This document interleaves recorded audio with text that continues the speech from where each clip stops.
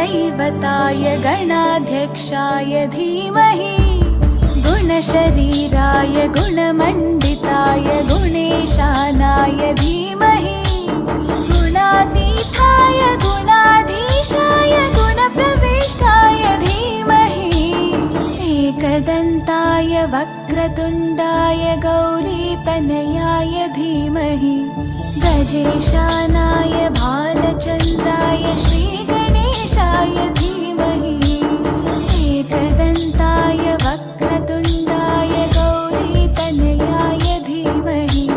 गजेशानाय भालचन्द्राय श्रीगणेशाय धीमहि।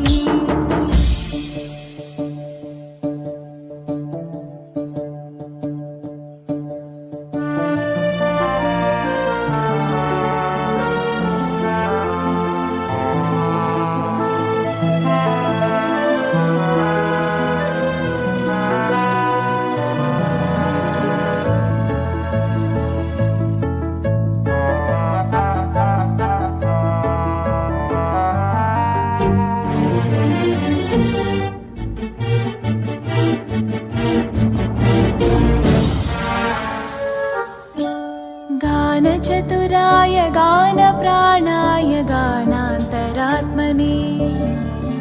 गानोत्सुकाय गानमत्ताय गानोत्सुकमनसे गुरुपूजिताय गुरुदैवताय गुरुकुलस्थायिने गुरुविक्रमाय गुह्यप्रवराय गुरवे गुणगुरवे गुरुदैत्यकलक्षेत्रे गुरुधर्मसकाराध्याय गुरुपुत्रपरित्रात्रे गुरुपाखण्डखण्डकाय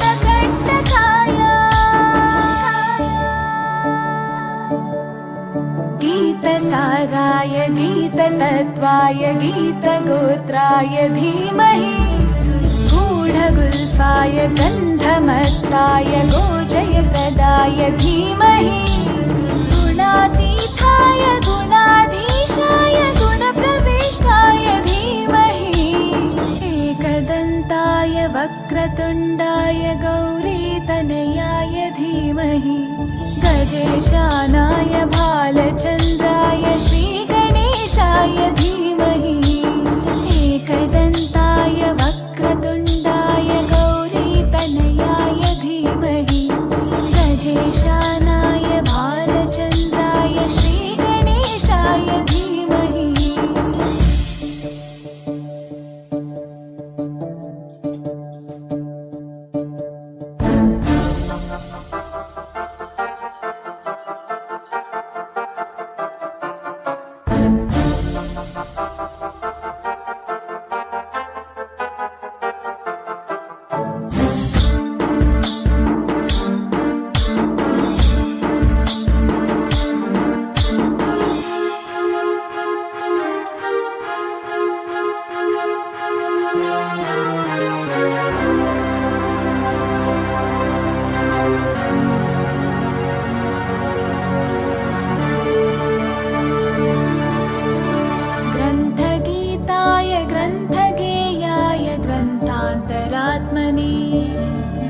गीतलीनाय गीताश्रयाय गीतवाद्यपटवे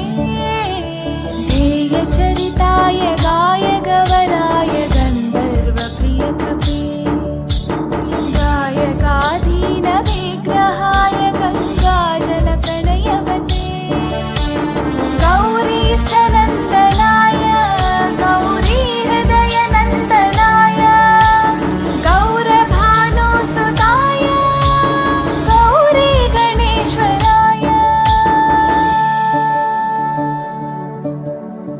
गौरीप्रणयाय गौरीप्रवणाय गौरभावाय धीमहि गोसहस्राय गोवर्धनाय गोपगोपाय धीमहि गुणातीताय गुणाधीशाय गुणप्रविष्टाय धीमहि एकदन्ताय वक्रतुण्डाय गौरीतनयाय धीमहि गजेशानाय भालचन्द्राय श्रीगणेशाय धीमहि एकदन्ताय वक्रतुण्डाय गौरीतनयाय धीमहि गजेशानाय भालचन्द्राय श्रीगणेशाय धीमहि।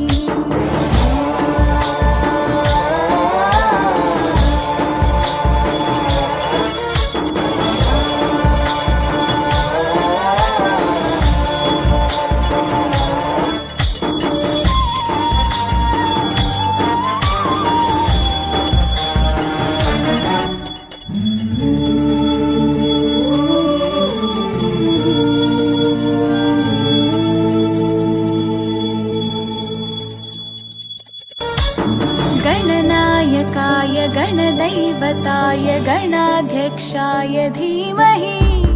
गुणशरीराय गुणमण्डिताय गुणेशानाय धीमहि गुणातीताय गुणाधीशाय गुणप्रविष्टाय धीमहि एकदन्ताय वक्रतुण्डाय गौरीतनयाय धीमहि